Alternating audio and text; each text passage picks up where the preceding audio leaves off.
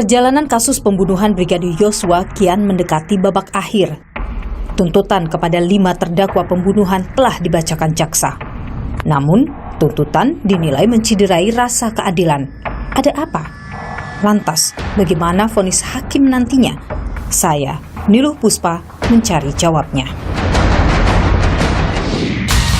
Menjatuhkan pidana terhadap terdakwa seumur hidup. Menjatuhkan pidana terhadap terdakwa Kuat Ma'ruf Putri Chandrawati, Ricky Rizal Wibowo dengan pidana penjara 8 tahun. Richard Eliezer Pudium Lumiu dengan pidana penjara selama 12 tahun dipotong masa penangkapan.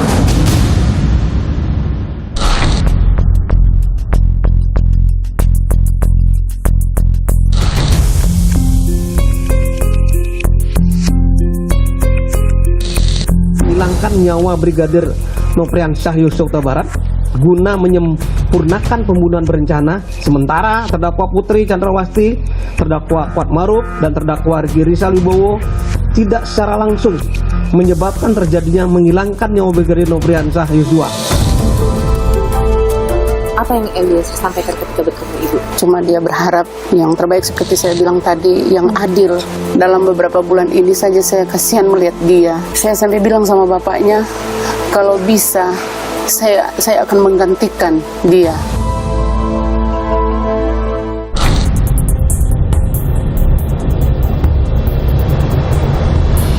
Profesor melihat apa yang kemudian dituntut oleh jaksa sudah sesuai? Logika hukumnya iya adil.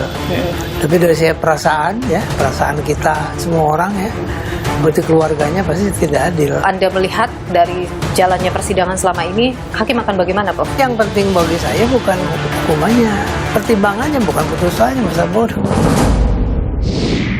Saudara, jaksa penuntut umum telah bacakan tuntutan bagi para terdakwa pembunuhan berencana Brigadir Yosua. 5 terdakwa, Ferdy Sambo, Putri Chandrawati, Richard Eliezer, Ricky Rizal, dan Kuat Ma'ruf dituntut dengan hukuman yang berbeda. Ferdy Sambo, saudara, mendapat tuntutan paling berat seumur hidup. Ia oleh jaksa penuntut umum disebut sebagai otak pembunuhan berencana Yosua. Bahkan Ferdy Sambo disebut menjadi orang yang menembak bagian belakang kepala Yosua yang merupakan tembakan fatal, yakni tembakan mematikan. Menggenggam senjata api menembakkan ke arah tubuh korban hingga korban Nofriansyah Yosua Huta Barat meninggal dunia. Menjatuhkan pidana terhadap terdakwa dengan pidana seumur hidup.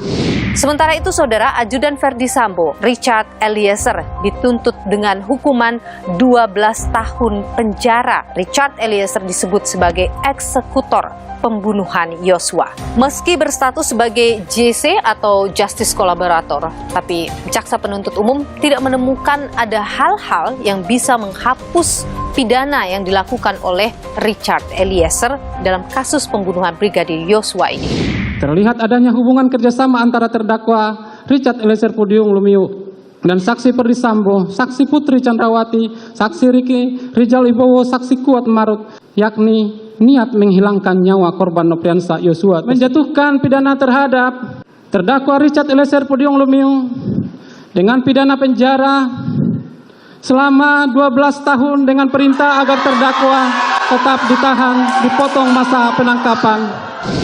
Di hari yang sama dengan pembacaan tuntutan pada Eliezer, istri Ferdy Sambo, Putri Chandrawati, juga dibacakan tuntutannya oleh jaksa penuntut umum. Ia dituntut dengan hukuman 8 tahun penjara. Jaksa menyebut istri Ferdy Sambo ini terlibat dalam perencanaan pembunuhan Brigadir Yosua sejak dari rumah di Magelang. Terdakwa Putri Chandrawati tetap melaksanakan kehendaknya untuk merampas nyawa korban Nofriansyah dengan sengaja tetap mengamankan senjata milik korban Nofriansyah tersebut. Menjatuhkan pidana terhadap terdakwa Putri Chandrawati dengan pidana penjara selama 8 tahun, dipotong masa tahanan dengan perintah terdakwa tetap ditahan. Tuntutan 8 tahun penjara ini, saudara, juga diberikan kepada Ricky Rizal dan juga terdakwa lain, yakni Kuat Ma'ruf yang merupakan sopir keluarga Ferdy Sambo. Jaksa menyebut bahwa kedua terdakwa ini, Ricky Rizal dan juga Kuat Ma'ruf, terlibat dalam pembahasan skenario pembunuhan berencana terhadap Brigadir Yosua. Selalu menunjukkan terdakwa adalah orang yang pertama diminta untuk bertindak oleh saksi Ferdy Sambo, saksi Putri Chandrawati, yaitu dan saksi Putri Chandrawati, yaitu dari mulai melucuti senjata, dipanggil ke lantai 3 rumah saguling, diminta mengemudikan mobil dari rumah saguling menuju rumah dinas Duren 3, diminta mengawasi korban Nofriansah Yosua saat di mobil dan di taman rumah dinas, diminta untuk mengantar saksi Putri Chandrawati pasca penembakan terhadap korban Nofriansah Yosua. Dan terdakwa Kuatmaruf yang sudah mengetahui rencana merampas nyawa korban Nofriansah Yosua Huta Barat hanya berdiam diri saja dan masih berada dalam rumah, yaitu berada di depan pintu dapur dan sama sekali tidak berusaha untuk keluar memanggil bantuan sama sekali. Beragam reaksi pun muncul terkait dengan tuntutan oleh jaksa. Namun jaksa punya pandangan lain terkait hal ini. Sebagaimana fakta hukum yang terungkap di persidangan bahwa terdakwa Ferdi Sambo sebagai pelaku intelektual telah dituntut dengan hukuman seumur hidup karena telah memerintahkan terdakwa Richard Eliezer untuk mengeksekusi, menghilangkan nyawa Brigadir Nofriansah Yosua Huta Barat guna menyempurnakan pembunuhan berencana, sehingga terdakwa Eliezer dituntut 12 tahun pidana penjara. Sementara terdakwa Putri Chandrawati, terdakwa Kuatmaruf, dan terdakwa Riki Rizal Wibowo tidak secara langsung menyebabkan terjadinya menghilangkan nyawa Brigadir Nofriansah Yosua. Menjatuhkan pidana terhadap terdakwa Richard Eliezer Pudium Lumiu selama 12 tahun dengan perintah agar terdakwa tetap ditahan. Persidangan kasus pembunuhan Brigadir Yosua dengan agenda pembacaan tuntutan jaksa penuntut umum mendadak ricuh kala jaksa membacakan tuntutan pada Richard Eliezer. Banyak yang kecewa dengan hasilnya. Tapi yang paling terpukul dengan tuntutan 12 tahun dari jaksa penuntut umum adalah orang tua, ibunda dari Richard Eliezer. Sudah bersama dengan saya, saudara, ibunda Richard Eliezer, Rineke Pudihang. Bu Ine, terima kasih sudah bersama Niluh. Saya ingin tanya dulu kepada Ibu, setelah pembacaan tuntutan itu, Ibu sempat berbicara dengan Richard Eliezer? Setelah pembacaan itu, nanti besoknya kita ketemu. Apa yang disampaikan Eliezer terkait ini? Dia sih sebenarnya waktu kita ketemu kelihatan memang dia biasa-biasa, dia tenang. Tetapi saya sebagai seorang ibu, saya bisa melihat bagaimana hatinya. Dalam hatinya kan, walaupun dia senyum, walaupun dia mungkin tertawa di depan kita, tapi saya tahu hatinya terluka dengan tuntutan yang mungkin begitu berat, 12 tahun. Ibu sempat menanyakan pada Eliezer Menanyakan apa yang dia inginkan misalnya? Ya, tuntutan yang memang adil sesuai dengan apa yang sudah dia lakukan selama persidangan. Mulai dari pemeriksaan sampai persidangan, dia kan sudah jujur, sudah kooperatif. Jadi dia berharap juga dia mendapatkan tuntutan yang memang selayaknya. Ibu sendiri melihat tuntutan jaksa ini, apa yang terfikir oleh Ibu, apa yang seharusnya begitu diberikan oleh jaksa pada apa yang sudah Richard lakukan? Kita waktu mendengarkan pertama, saya kan sama bapaknya nonton dari handphone. Saya terdiam, lalu saya menangis sama bapaknya. Saya bilang, Tuhan, kenapa harus seberat ini, setinggi ini? Anak kami sudah melakukan sesuai dengan apa yang diinginkan, yaitu jujur. Dan kami bersyukur karena waktu itu kan dia GC dari LPSK kan. Iya, jadi kami sudah berpikir bahwa ada keringanan-keringanan untuknya. Tapi ternyata tuntutannya itu terlalu berat. Tidak terbayang oleh Ibu bagaimana Richard akan menjalani 12 tahun nantinya kalau misalnya itu divonis. Dalam beberapa bulan ini saja saya kasihan melihat dia. Apalagi nanti 12 tahun dia menjalani itu kan, Mbak. Saya sampai bilang sama bapaknya, kalau bisa saya akan menggantikan dia. Kalau misalkan memang tuntutan seperti itu, sampai putusan seperti itu, saya akan menggantikan dia. Tetapi ini memang keadilan yang tidak adil memang. Itu yang membuat kami berdua sebagai orang tua sakit hati. Kemarin dalam persidangan ketika tuntutan itu dibacakan, Richard nampak menahan tangis. Ketika kemudian sudah selesai pembacaan itu, bertemu dengan pengacara, ia kemudian tidak bisa menahan lagi tangisnya. Kasihan anakku menangis, ternyata saya pikir dia tenang. Tapi mungkin karena 12 tahun itu membuat dia menangis. Saya tahu dia anak yang kuat, tapi dia nggak bisa tahan air matanya. Kalau di persidangan ia menangis di hadapan Ibu, apakah ia menangis juga? Dia anak yang kuat, Mbak. Dia nggak mau lihat kita sedih. Jadi dia yang memberikan kekuatan kepada kami berdua. Anda sempat berkomunikasi dengan pengacara Bang Roni? Iya. Apa yang Anda titipkan pada Bang Roni terkait ini? Kami berdua bilang kepada Bang Roni, semoga Icat bisa mendapatkan keringanan. Menurut Anda dan keluarga, apa yang adil bagi Icat? Mbak, ini kan selama proses persidangan ini, Icat kan sudah jujur. Icat sudah mengakui bahwa dia melakukan, dan dia juga meminta maaf kan kepada keluarga, bersujud kepada kedua orang tua. Almarhum sudah menerima kami juga permintaan maaf kami berdua sebagai orang tua. Dari awal hingga akhir keterangannya tidak pernah berubah kan. Kami hanya meminta yang terbaik. Dan yang terbaik itu kalau bisa hukuman yang seringan-ringannya. Anda berharap misalnya sama dengan 3 terdakwa lain atau lebih rendah dari 3 terdakwa lain? Kami berharap dia lebih rendah dari ketiga terdakwa lainnya. Dari Putri, Kuat. Iya. Tapi kalau Ibu sendiri, tentu semangat itu masih ada, Bu. Puji Tuhan ada, Mbak. Semangat nggak pernah hilang. Demi anak, apapun akan saya lakukan. Sampai kapanpun saya akan berjuang demi keadilan anak saya. Saya nggak akan diam.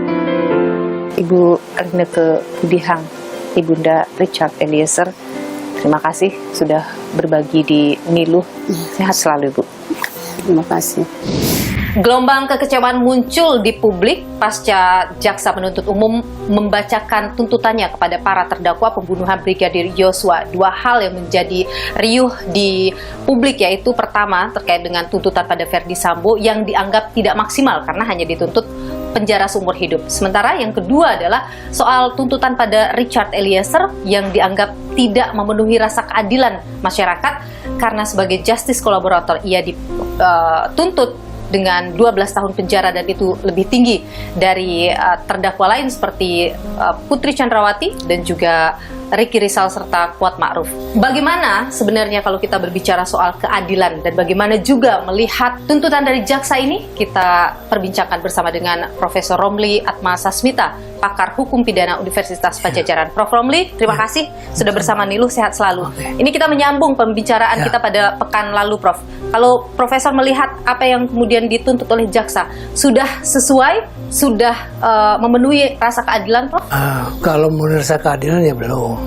Dari sisi mananya? Dari sisi rasio logisnya, logika hukumnya iya adil. Tapi dari sisi perasaan kita semua orang ya, seperti keluarganya pasti tidak adil. Nah, ini bisa hal seperti ini bisa selesai pada waktu putusan. Oke. Karena hakim diberi kewenangan luas, baik yang yuridis maupun non yuridis. Tapi kalau melihat apa yang dituntut oleh jaksa, menurut Anda itu sudah sesuai seharusnya? Sudah sesuai. Sekarang yang penting kan pengacaranya ini. Apa sikap pengacara dalam pembelaannya seperti apa? Ya, nanti. Sehingga dia bisa meyakinkan hakim ini bisa diturun di bawah.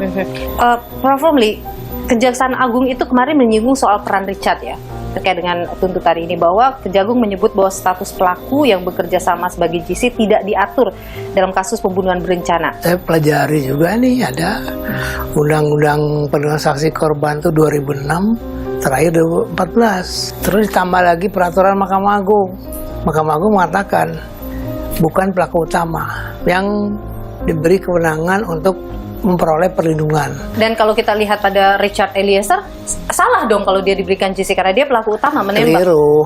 LPSK keliru memberikan status JC itu. Artinya dia tidak membahas sejarah. Paling disebut dia hanya bisa dilindungi kalau orang itu ya menghadapi perkara terorisme, ya, korupsi, kejahatan serius, organized crime. Kalau yang pidana terus pembunuhan walaupun direncanakan itu nggak ada kewajiban. Tapi ketika kasus yang begitu buram kemudian terbuka karena keterangan dari satu orang ini, apakah itu bisa dipertimbangkan, Prof? Itu bisa dipertimbangkan. Makanya putusan hakim seharusnya mempertimbangkan untuk apa? Ke depan kalau ada perkara yang mirip sama, dipakai juga pertimbangan yang dari jurisprudensi.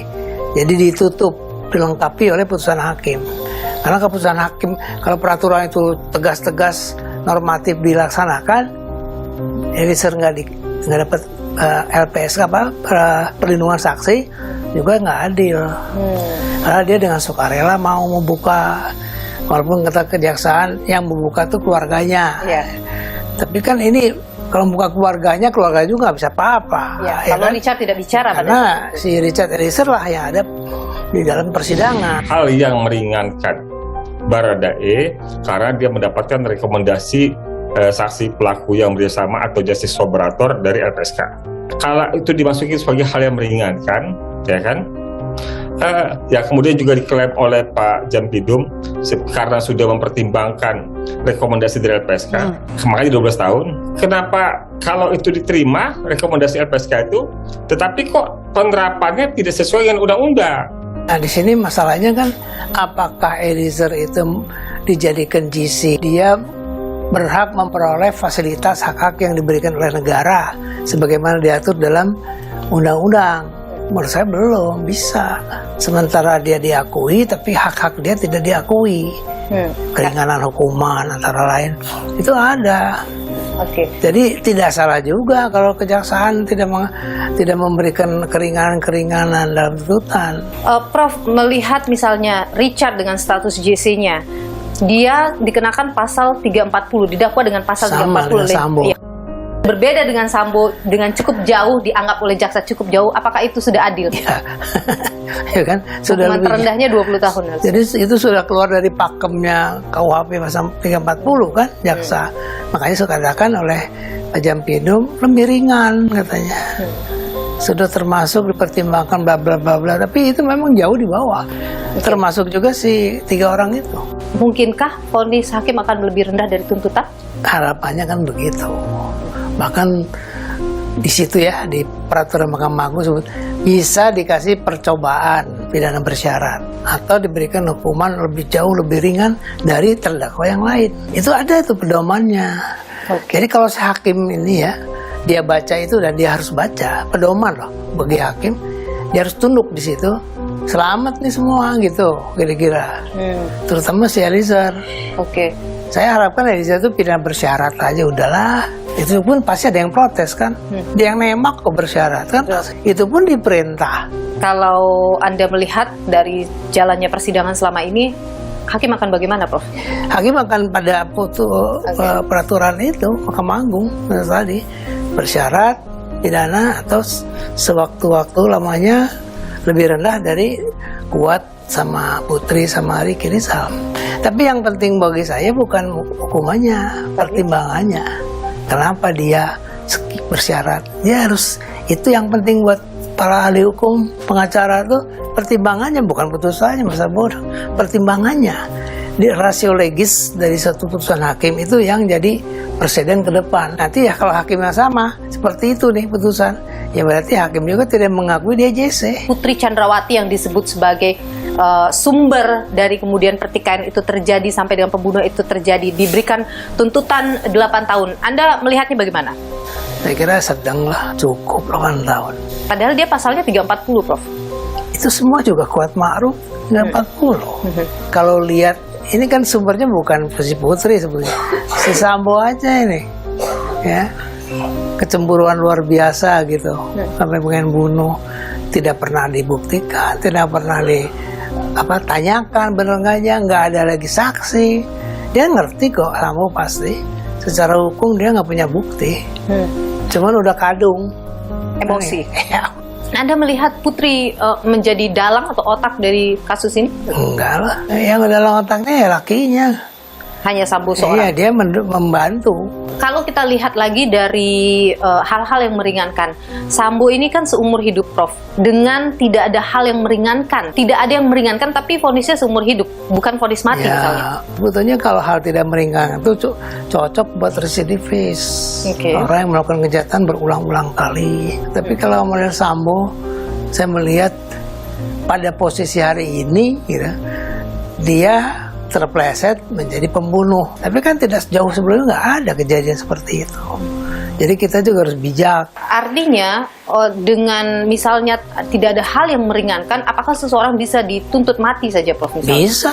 Ketika itu tidak terjadi pada Sambo, Kenapa artinya kalau ada yang tidak ada hal lain. meringankan? Kenapa nggak mati gitu aja? Jadi Anda membaca mungkin ada keraguan dari jaksa? Sebetulnya mati harusnya. Mungkin di kejaksaan juga ada pertimbangan lain lah. Syarat sampai seseorang bisa divonis mati, itu apa sih biasanya, Prof? Satu, dia residif.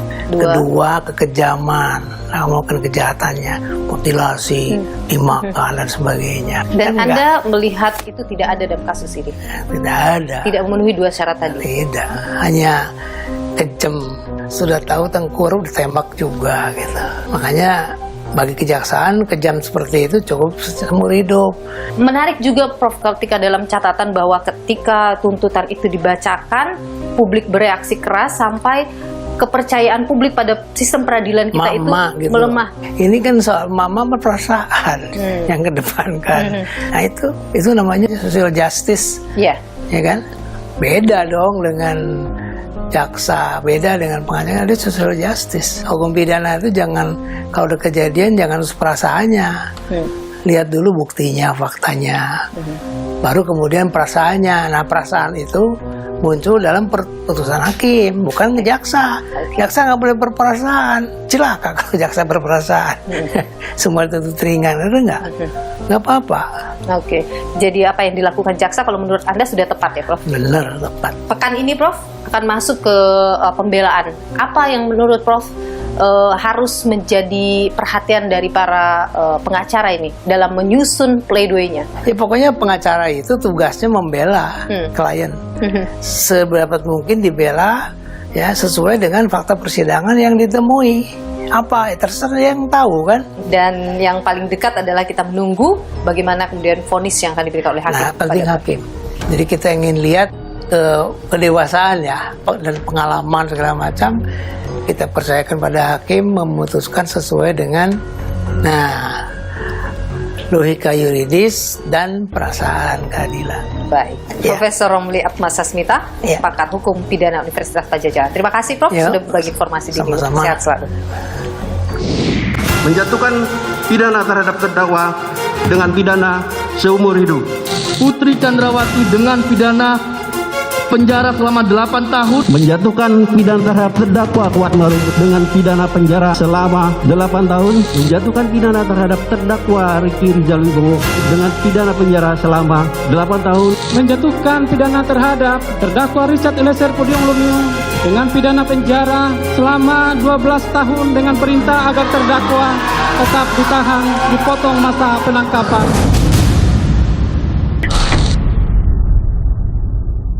Saudara, hasil tuntutan JPU kepada para terdakwa kasus pembunuhan Brigadir Yosua menuai kekecewaan bagi keluarga almarhum Brigadir Yosua. Menurut kuasa hukum, tuntutan yang diberikan oleh JPU ini juga jauh dari hukuman yang seharusnya diberikan pada orang yang terjerat dengan pasal 340 pembunuhan berencana. Sudah bersama saya, saudara, ada Kamarudin Simanjuntak, pengacara keluarga Brigadir Yosua. Bung Kamarudin, terima kasih sudah bersama Nilu, sehat selalu.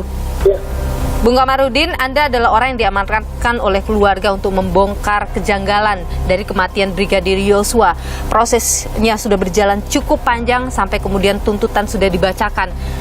Apa komentar Anda terkait dengan tuntutan yang diberikan oleh JPU kepada para terdakwa? Komentar saya pertama, jaksa penuntut umum membuat kengauran baru, yaitu seharusnya setelah selesai penyidikan dan sidang harusnya perkaranya terang. Tetapi jaksa mencoba mengaburkan masalah, yaitu dengan cara mengatakan terjadi perselingkuhan. Ini sangat menyakitkan hati orang tua almarhum Brigadir Yosua. Tetapi yang mau saya katakan, jaksa ini sebenarnya tidak bermasalah, tetapi yang bermasalah pimpinan jaksa, karena mereka hanya ditugaskan membaca, sedangkan rentut atau rencana tuntutan itu adalah berasal dari pimpinan jaksa, dalam hal ini Jaksa Agung dan Jaksa Agung Muda Tindak Pidana Umum. Anda lebih kecewa kepada yang mana? Apakah tuntutan kepada Putri Chandrawati, Ferdi Sambo, atau kepada Richard Eliezer? Saya lebih kecewa kepada ringannya tuntutan kepada Putri Chandrawati. Kenapa Anda menganggap karena itu gini, Putri Chandrawati ini kan adalah biang keladi atau otak daripada pembunuhan ini. Tanpa Putri Chandrawati tidak akan ada pembunuhan ini. Barada Richard Eliezer ternyata dia sudah bersedia berkata jujur dan berterus terang serta menyesal dan meminta maaf, tetapi tidak dipandang sebagai hal yang meringankan oleh jaksa. Harapan saya tadinya Barada Richard Eliezer dituntut di bawah 5 tahun. Dituntut di bawah 5 tahun, tapi ia ini adalah eksekutor, disebut oleh jaksa ia adalah eksekutor. Artinya dia berperan aktif sampai meninggalnya Brigadir Yosua. Di mana kemudian logikanya bahwa dia harus di bawah 5 tahun? Logikanya begini, seandainya Barada Richard Eliezer tidak mau mengeksekusi atas perintah Jenderal Bintang 2 Kadipropam, maka ada kemungkinan besar bahwa Barada Richard Eliezer juga akan dieksekusi juga. Maka demi menyelamatkan nyawanya, Barada Richard Eliezer harus mau mengeksekusi. Dia itu pangkat terendah di kepolisian, artinya dia kan hanya pesuruh. Sekarang pertanyaannya, ada nggak power daripada Barada Richard Eliezer untuk melawan? Saya rasa dia tidak punya power. Bung Kamarudin, menurut Anda hukuman yang paling adil, kita bicara soal keadilan bagi para terdakwa ini berapa? Anda mengharapkan Ferdi Sambo ini seperti apa?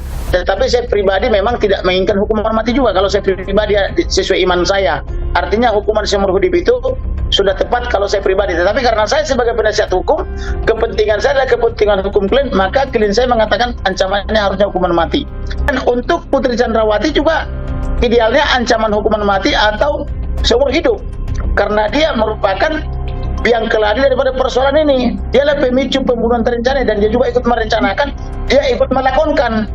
Kemudian terhadap Ricky Rizal maupun Kuat Maruf, karena mereka mengetahui rencana pembunuhan ini tapi mereka berbohong, mereka juga pantas setidak-tidaknya dihukum seumur hidup. Namun kepada Barada Richard Eliezer, karena dia tidak tahu tentang rencana pembunuhan ini, kecuali dia hanya diperintah dan dia tidak punya motif, maka menurut saya layaklah dia misalnya dituntut di bawah 5 tahun, dan dia juga masih sangat muda, masa depannya masih sangat panjang, kan begitu. Anda tidak melihat pertimbangan misalnya tentang masa lalu, misalnya ini adalah perbuatan pertamanya, misalnya Ferdi Sambo atau Ricky Rizal yang kemudian dalam pertimbangannya disebut oleh jaksa dia menjadi tulang punggung keluarga, masih punya anak yang kecil. Anda tidak melihat pertimbangan-pertimbangan itu, Bung Kamarudin, sebagai hal yang mungkin akan bisa meringankan? Secara pribadi, saya melihat begitu. Tetapi karena saya bukan kepentingan pribadi, melainkan kepentingan klien, maka yang saya tampung adalah kepentingan klien saya, yaitu keluarga Brigadir J. Huta Barat, supaya tidak terjadi lagi ke depan seperti ini, supaya polisi juga atau pelaku-pelaku kejahatan lain pada bertobat yang melakukan perbuatan selama ini seperti ini, supaya jerak dan tidak mengulangi lagi, maka perlu hukuman yang tegas, kan begitu. Oke. Harapan keluarga dan juga harapan Anda kepada vonis hakim nanti? Harapan saya kepada hakim, karena hakim ini adalah, atau majelis hakim ini adalah wakil Tuhan sesuai irah-irah yang menyatakan demi keadilan berdasarkan ketuhanan yang Maha Esa, maka tegakkanlah hukum supaya tercapai kepastian hukum, keadilan dan kemanfaatannya. Oke, dan Anda yakin, punya keyakinan pada hakim bahwa hakim akan bisa memberikan vonis dengan rasa keadilan untuk korban klien Anda? Saya mau mengatakan bahwa hakim punya kewajiban moral untuk memberikan hukum yang adil atau vonis yang adil, baik itu secara pertimbangan hukum maupun dalam putusannya, misalnya dengan cara membuat putusan ultra petita. Ultra petita itu artinya membuat hukuman yang jauh lebih berat daripada tuntutan jaksa bisa. Artinya hakim itu tidak terikat kepada tuntutan, tetapi terikat kepada pasal dakwaan, kan begitu. Artinya Anda punya keyakinan bahwa hakim akan bisa bersikap adil nanti pada saat vonisnya? Kalau hakim ini adalah benar-benar wakil Tuhan, dia bisa. Kamarudin Simanjuntak, pengacara keluarga Brigadir Yosua. Terima kasih sudah berbagi informasi di Nilu. Sehat selalu, Bung Kamarudin.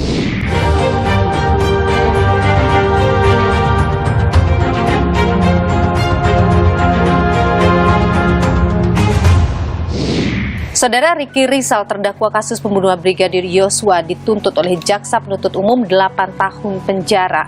Dan ini dianggap oleh publik tidak memenuhi rasa keadilan, bahkan juga jauh dari harapan keluarga Yosua.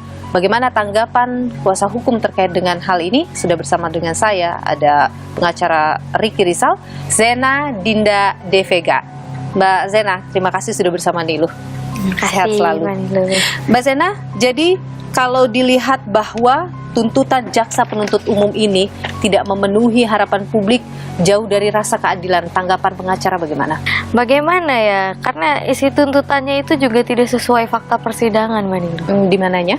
Pengamanan senjata, itu yang pertama. Pengamanan senjata itu kan sudah ada dukungan bukti dari keterangan saksi ahli poligraf. Tapi kan dia memang mengamankan senjata itu. Betul, mengamankan senjata dengan alasan inisiatif diri sendiri. Karena apa? Mendengar cerita Kuat Ma'ruf yang mengatakan ia menodongkan senjata kepada Joshua.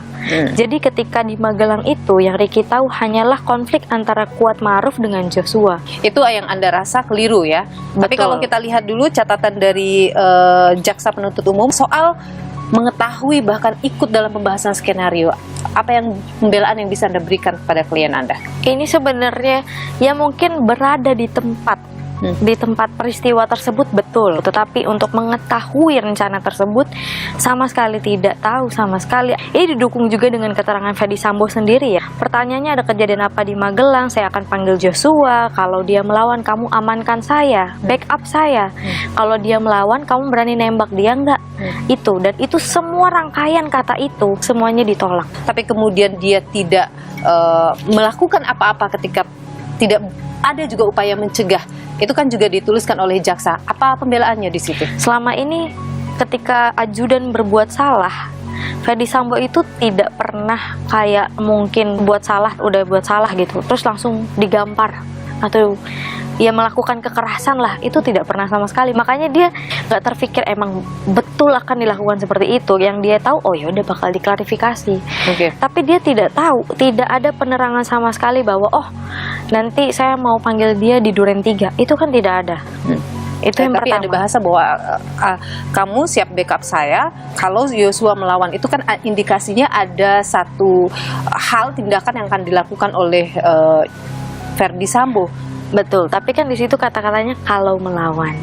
Tapi bahkan ini Ricky Rizal, dia seorang ajudan yang memang seharusnya sudah untuk mengamankan atau membackup atasannya, dia sudah menolak. Penolakan yang dilakukan Ricky Rizal itu harusnya menjadi hal yang akan meringankan ia dalam perkara ini. Iya, artinya Ricky Rizal di saat dia sudah menolak amankan, backup maupun menembak sudah menolak, artinya dia sudah tidak punya niat. Dari pasal 55 ayat 1 ke 1 kan poin pertamanya adalah niat, sengaja. Itu bagaimana orang yang sudah menolak masih bisa dikaitkan dengan ada niat. Apalagi dengan ada keterangan yang menyatakan bahwa ia ingin menabrakkan mobil waktu dari Magelang ke Jakarta, begitu.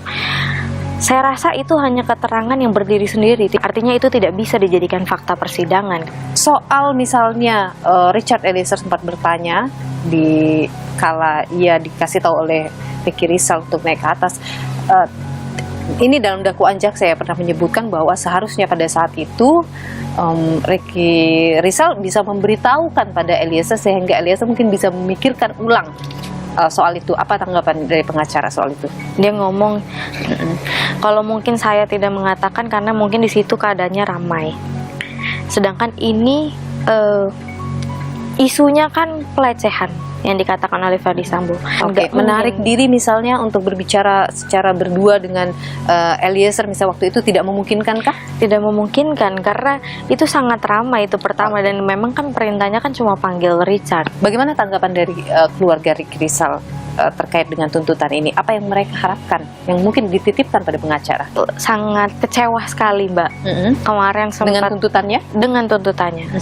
Kata keluarga, lo buat apa sidang dipanggil saksi sebanyak itu kalau misalkan fakta persidangan tidak diambil, tidak dijadikan bahan untuk membuat tuntutan? Kok kesannya menjadi fitnah kalau dari keluarga? Terlibat dalam perencanaan pembunuhan, fitnah terhadap niat, fitnah terhadap kata-kata yang susunannya tadi saya bilang itu dibalik, padahal di fakta persidangan tidak seperti itu. Karena kalau kita lihat turut sertakan di pasal 555 ayat 1 ke 1 itu kan harus aktif, bahwa klien saya tidak secara aktif. Kalau misalkan dibilang secara aktifnya adalah mengantarkan Joshua masuk ke dalam. Ada juga bagian part ketika ia bersama Joshua juga masuk ke dalam rumah. untuk mengantarkan dulu ya mungkin dari Saguling ke Duren 3, bahwa mengetahui akan ada di Duren 3 isolasi itu saat di mobil ditanyakan sama Ricky, ibu mau isolasi di mana? Di Duren 346 Dik. Ya. Jadi itu menurut Anda dia tidak tahu bahwa akan ada pembunuhan di Duren 3. Dia hanya mengikuti perintah itu ya, pembelaan Anda. Ya, itu apa yang kemudian diharapkan? Yang diharapkan mau vonis bebas.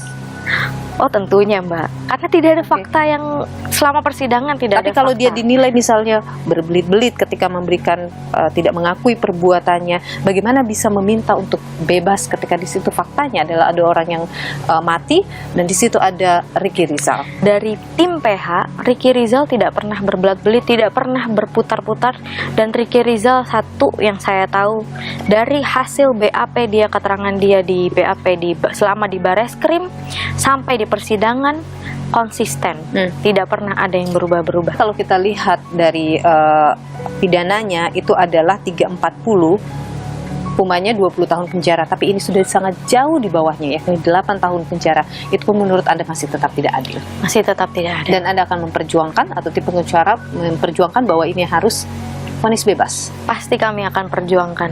Baik. Terima kasih pengacara Ricky Rizal, Zena Dinda De Vega. Terima kasih Mbak Zena, sehat selalu. Terima kasih. Menjatuhkan pidana terhadap terdakwa dengan pidana seumur hidup. Putri Chandrawati dengan pidana penjara selama 8 tahun. Menjatuhkan pidana terhadap terdakwa Kuatmaruf dengan pidana penjara selama 8 tahun. Menjatuhkan pidana terhadap terdakwa Ricky Rizal Wibowo dengan pidana penjara selama 8 tahun. Menjatuhkan pidana terhadap terdakwa Richard Eliezer Pudium Lumiu dengan pidana penjara selama 12 tahun dengan perintah agar terdakwa tetap ditahan, dipotong masa penangkapan.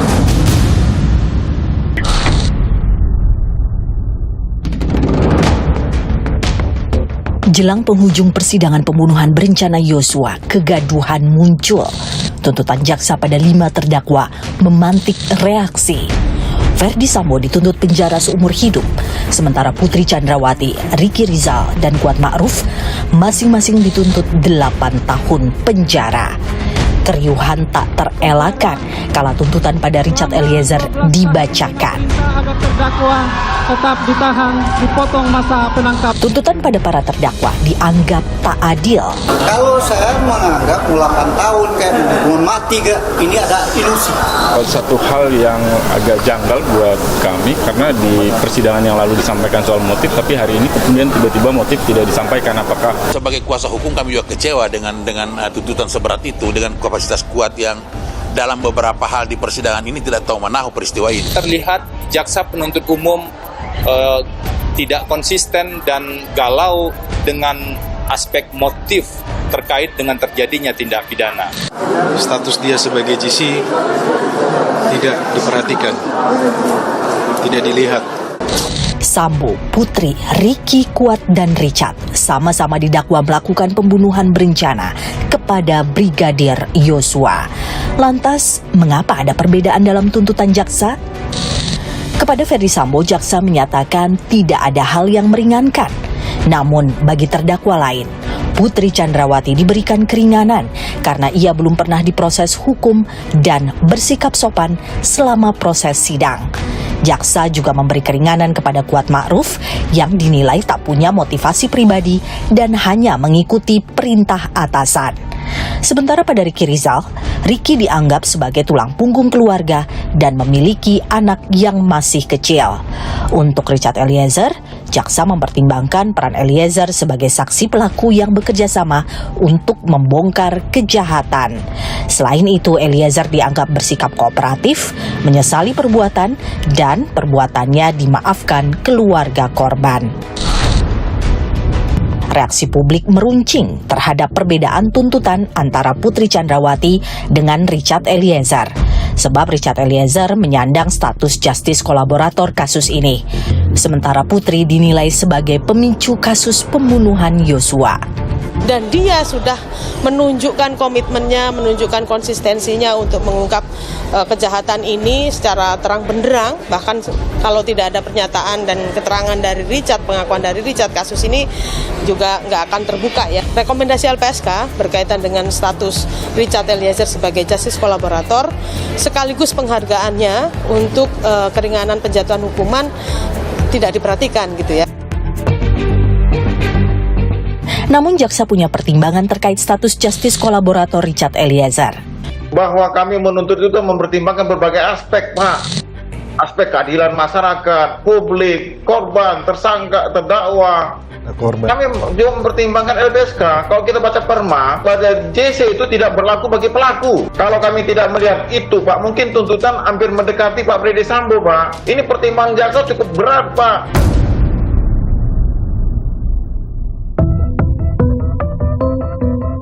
Pasca pembacaan tuntutan jaksa, Menko Polhukam Mahfud MD menyatakan ada dugaan gerakan bawah tanah yang sengaja memengaruhi putusan terhadap Sambo dan kawan-kawan. Putusan Sambo saya bilang, saya sudah mendengar ada gerakan-gerakan yang minta memesan putusan Sambo itu agar dengan huruf. Tapi ada juga yang minta dengan angka. Jadi bukan putusan yang ini yang pesan. Ada yang bergerilya, ada yang ingin Sambo dibebaskan, ada yang ingin Sambo dihukum, kan gitu. Tapi kita bisa amankan itu di kejaksaan. Saya pastikan kejaksaan independen. Ada katanya seorang brigjen mendekati si A si B. Saya bilang brigjennya siapa? Suruh sebut ke saya. Nanti di sini saya punya majen banyak kok. Saya bilang. Kalau Anda bilang majen yang mau menekan pengadilan atau kejaksaan, di sini saya punya legend. Atas tuntutan jaksa, 5 terdakwa mengajukan nota pembelaan atau pledoi. Apapun tuntutan jaksa, vonis tetap di tangan hakim. Mampukah kasus ini menemukan jalan keadilan?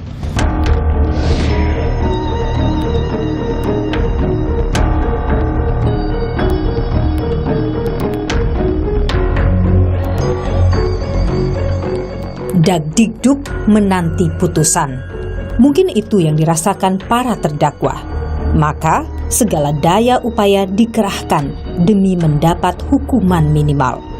Pada akhirnya, hakimlah sang pengambil keputusan. Keputusan yang hendaknya dibuat secara arif dengan nalar dan nurani yang jernih. Juga berlandaskan keadilan bagi semua. Saya, Niluh Puspa, sampai jumpa.